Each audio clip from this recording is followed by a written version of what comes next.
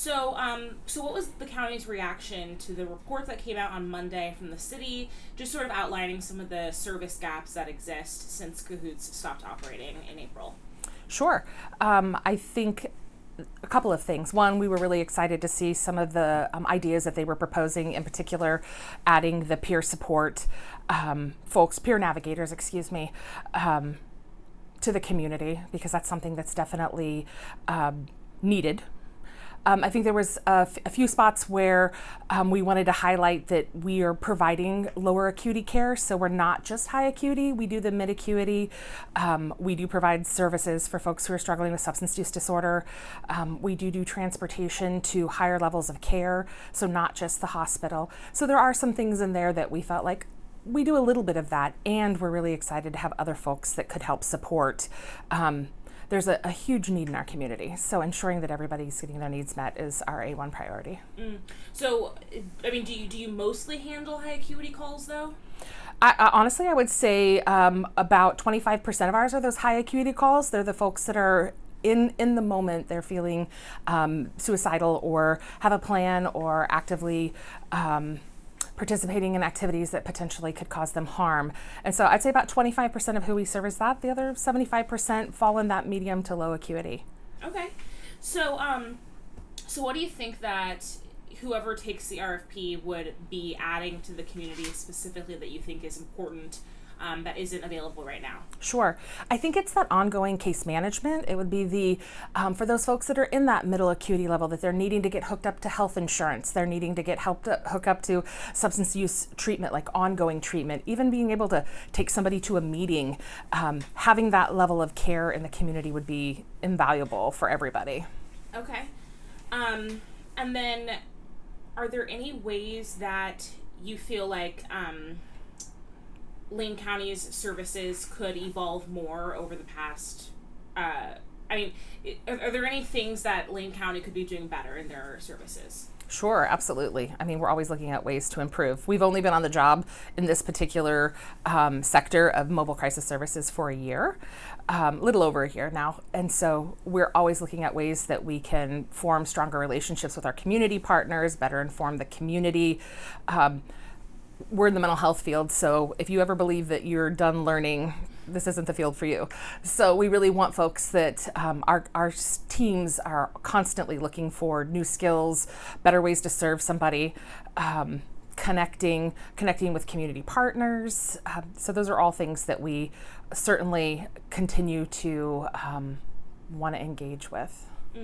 And then what's the Lane County's program, or what are the hours that you guys are operating at, and are there any like specific gaps in service that people are experiencing throughout the county? Sure.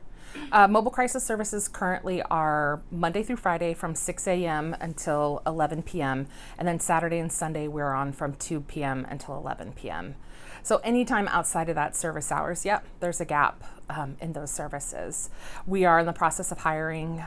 We've been really lucky lately to have some really qualified candidates coming through the door.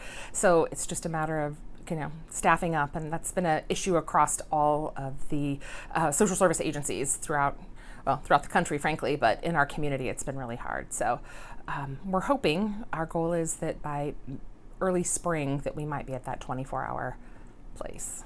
Okay. And then can you just clarify why the county isn't involved in any funding for this specific RFP or this specific peer navigation program that would start up? I know that in the past, Lane County and Whitebird Clinic were in conversation about how Lane County could support CAHOOTS taking on more calls and helping with the Medicaid reimbursement landscape, you could say. So just clarify why Lane County isn't involved in this specific RFP. This is an RFP that is through the city. So it's the City of Eugene's funding as a part of their budget. And so the county doesn't have any say in how the city spends their money. So the city did their research, they decided how they wanted to spend their money, and this is the way that they're proceeding with this RFP. So it's not our jurisdiction, it's their money, and they get to choose what programs and services they feel are necessary for that particular community. Okay, and then if they do end up qualifying for the Medicaid reimbursements, Lane County would have nothing to do with those reimbursements, correct? Those are two. This project, this alternative response project, and what you're talking about with Medicaid are two separate projects. They don't. Okay. They're not crossing over. Whoever they choose to. Whatever project they choose, how they do their billing has, again, nothing to do with the county and how the county runs our operations. So they're the same. They're not the same program. Okay. We don't have any oversight over whether or not how they would bill. So that's something that the city would work with whatever organization they're with to determine what their ability is to bill for whatever services that they're providing. But it's my understanding they're doing peer services. So that's a little bit different. That's not mobile crisis services. Okay. All right. Anything else that you feel is important to clear up for the community, just in terms of what Lane County's role is? Sure. So we're providing mobile crisis services 7 days a week. We work with folks who are in acute crisis. We work with folks who are experiencing lower level crisis. We help transport to wherever folks might need to go to have that care happen. Sometimes we're transporting to the emergency department. Sometimes we're transporting to another care facility or a support in our community. We do have a 24-hour crisis line and services for youth in our community. That's provided through Riverview. So that's really important, and we want to make sure that folks understand that that's out there and they can access it 24/7. I think we're just excited to be here. We've really I feel like our team's done a really great job this year, and that we continue to hopefully improve and ensure that the entirety of Lane County has their behavioral health needs met. And how many vans are on the road right now? At this moment? Or just in general? Oh, we have 5 vans that can be on the road at any given time. We run about 2 per shift, other than when we have crossover shifts, and sometimes during that crossover time, we can have up to 4 vans out on the road. Okay. Yeah. Awesome. Yeah. Cool. Anything else you want to add? No, I don't think so, unless there's something you're hoping for. I think that was good. Thank you. All right.